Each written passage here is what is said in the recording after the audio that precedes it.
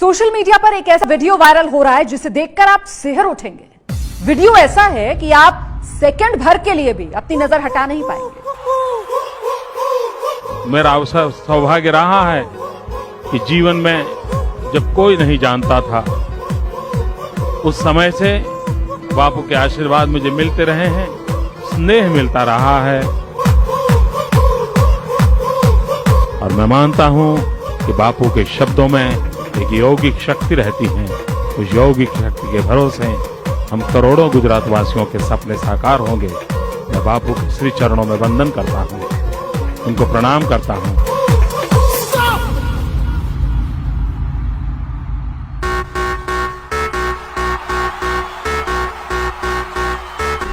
મને જે જવાબદારી મળી છે, હું પૂજ્ય બાપુના ચરણોમાં નતમસ્તક થઈને કહું છું કે આપના આશીર્વાદમાં સામર્થ્ય છે।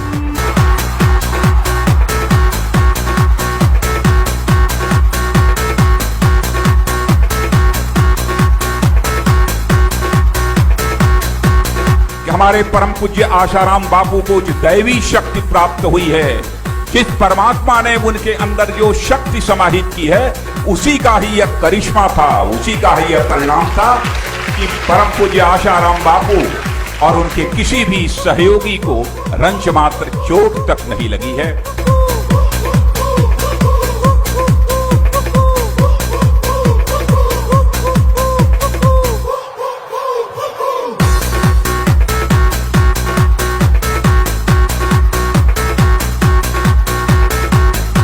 मेरे लिए परम सौभाग्य की बात है कि आज बापूजी का आशीर्वाद मिला और बापूजी के इस भक्त समागम का भी आशीर्वाद मिला। बहुत बहुत धन्यवाद।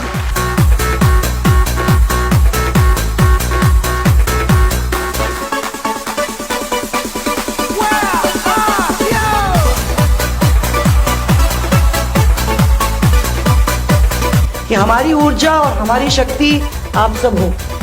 जब तक आप हो तब तक हम हैं, और मैं समझती हूँ कि जब तक आप और आपका आशीर्वाद है, ईश्वर का आशीर्वाद है, तो कोई चीज गलत हो ही नहीं सकता है।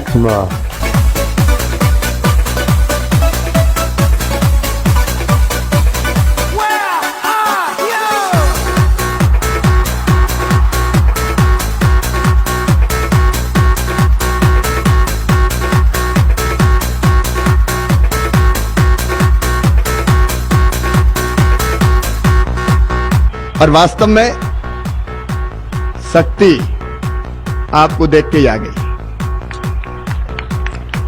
भक्ति आपको सुन के प्रकट हो गई और आपके दर्शन और आशीर्वाद से मुक्ति अब सुनिश्चित हो गई। जा क्यों रहे बापू, भोपाल क्या हो रहा है, सूरत क्या गुजारे, आप तो यहीं बस जाओ। रोज दर्शन करते रहे और भक्ति शक्ति दोनों प्राप्त करके मुक्ति की ओर बढ़ते रहें।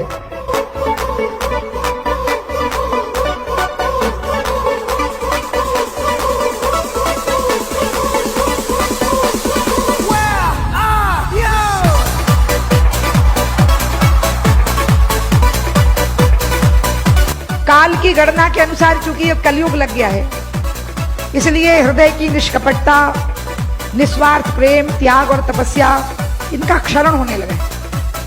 लेकिन फिर भी अगर धरती टिकी है, और मैं ये सच बोल रही हूँ, बापू की चमचागिरी नहीं कर रही हूँ,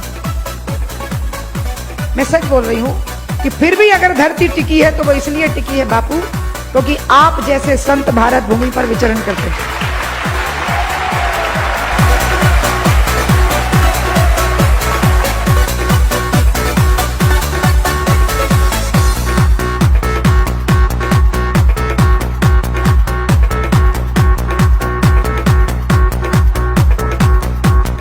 हम लोग यहाँ आते हैं तो कोई मुख्यमंत्री वक्तरी बन के नहीं आते भाई, हम तो बापू के शिष्य हैं, चेले हैं, उनका प्रेम की वजह से आते हैं, उनका आशीर्वाद।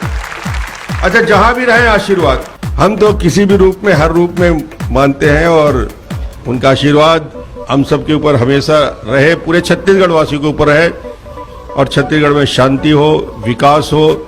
मैं अपने पूरे साथियों की ओर से बापूजी के चरणों में वंदन करते हुए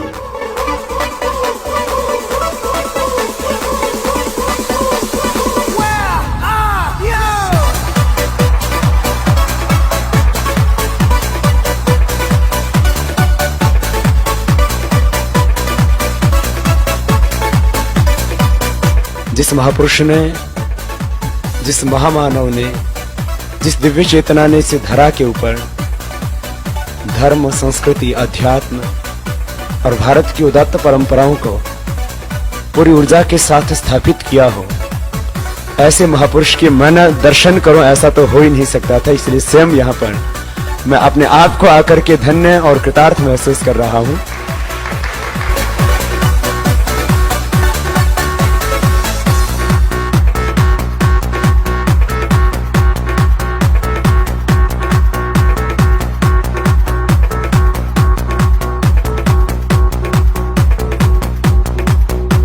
धर्म और राजनीति का जो मिश्रण है ना, ये दुनिया में सबसे बड़ा विस्फोट। याद रखना चौहान, हाँ जी।